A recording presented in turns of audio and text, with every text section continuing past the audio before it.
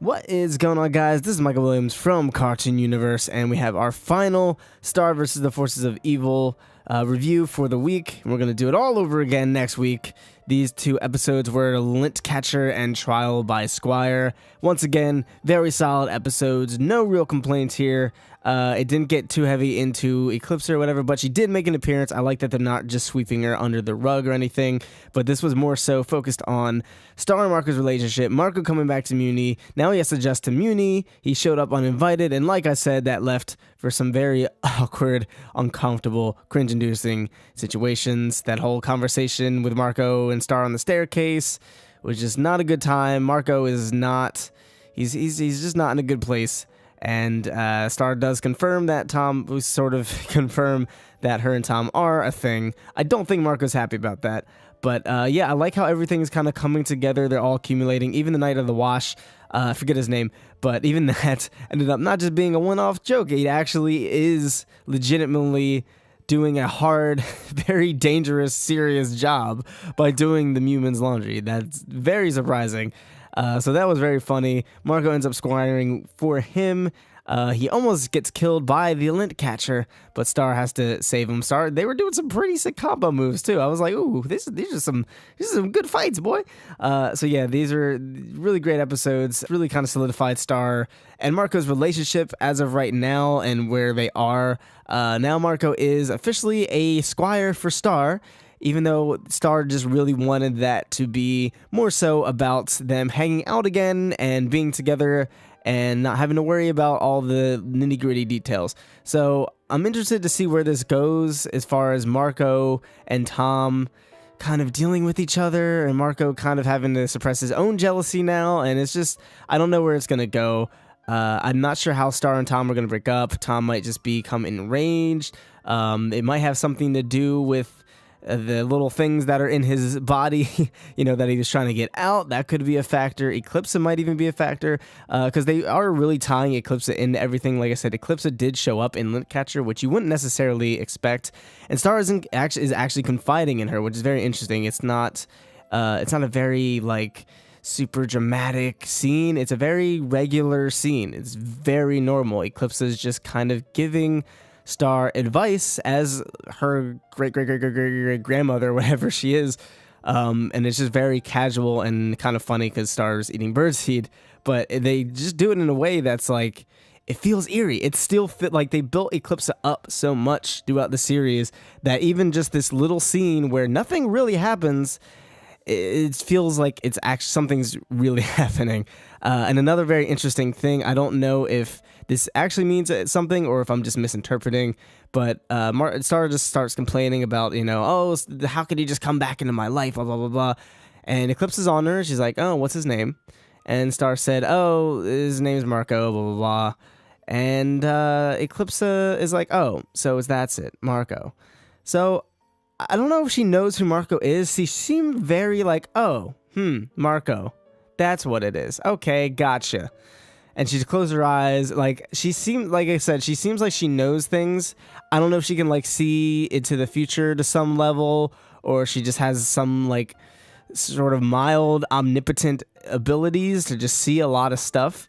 But it seemed like she knew who Marco was, which there's obviously no reason for that. She's been crystallized the entire series up until recently, and she has not met him unless Star happened to bring him up in conversation, but I highly doubt that.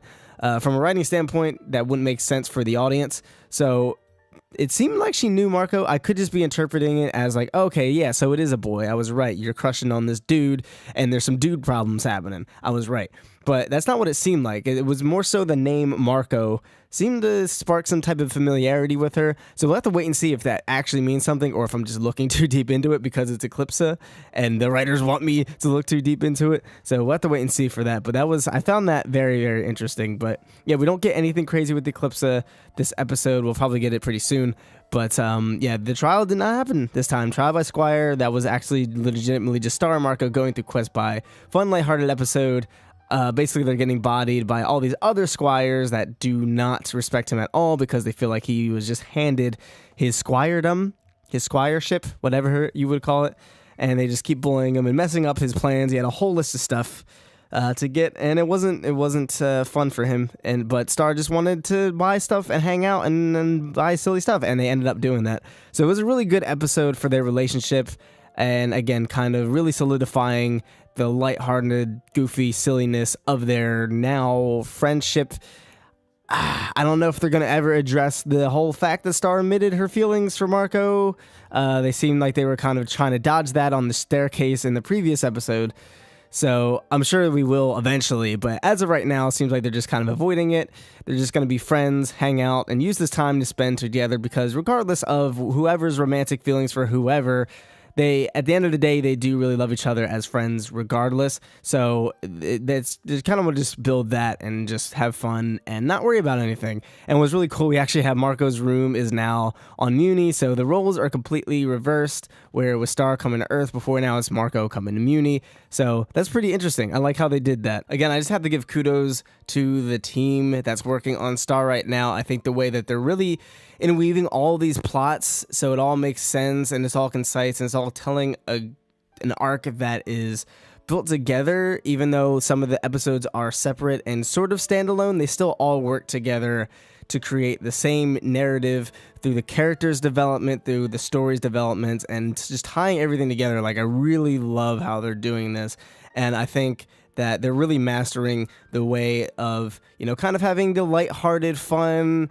goofy, sitcom-y episodes, just wacky adventures, but it's still providing some very serious character development for our main characters, and is also relevant to what's already happening to the plot. It's not just some off-handed side thing that has nothing to do with anything. These are all completely connected into one arc, and I really appreciate how they're doing that. So I just want to give a shout out to the writing team and the creators and directors and all the people that work at Star. They're doing a really great job with that. In the next episodes on Monday, we're starting off our Princess Turdina and Starfari. In the first one, Princess Turdina is a surprise visitor pressures Marco to reveal Turdina's true identity. So this is kind of confusing. I would assume it's Miss Heinous that's going to try to coerce Marco into this, but I think Miss Heinous does not know Princess, quote-unquote, Princess Marco as Princess Turdina. She knows her Marco as Princess Marco. So I don't think there's any confusion there for her, so I don't know who else it would be. Obviously, Ponyhead is the one that called Marco Princess Turdina in the first place, so it could be someone related to Ponyhead or something like that, but I think this is most likely connected to Miss Heinous. She's the one that has the hang-up with Princess Turdina or Princess Marco, so it probably has something to do with that. Maybe Rastakor is back and regenerated. It could be Rastakor, who knows, but that's going to be really cool, and it looks like they might be separated, potentially, Marco and Star, because the next one is Star goes out to the field to understand why humans treat monsters unfairly. So this is going to get really juicy, boy. This is going to get super juicy. We're going to dive into some racism. We're going to get some Eclipsa action, probably some backstory on Eclipsa. That'd be really great. And Star is going to learn a lot of dark secrets about the humans, I think. This is going to be a really heavy episode, but it doesn't say Star and Marco go. So I don't know if these episode descriptions are just late or what's going on there, because the other ones did say Star and Marco when it was Star and Marco. So I don't know. I'd be surprised if Marco didn't join. That'd be kind of silly to just have him come back and not join on this venture. But there could be a reason. Who knows? But especially since he's technically a Squire for Star now.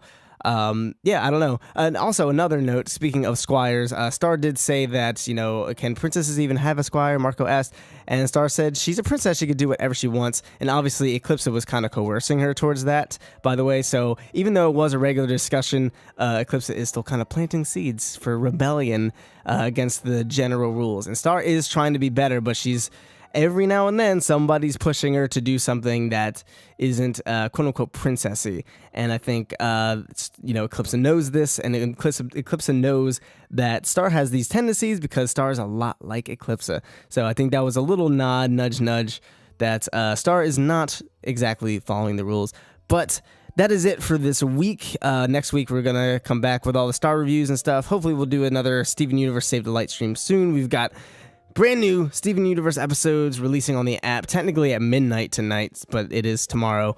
6 episodes. What do you guys think of these episodes? What do you think of the current relationship of Star and Marco? Where do you think this is heading? Do you feel the tension? And do you think Eclipsa is really planting seeds? What's going to happen with everybody? Let us know what you guys think in the comments down below. We'd love to hear your thoughts.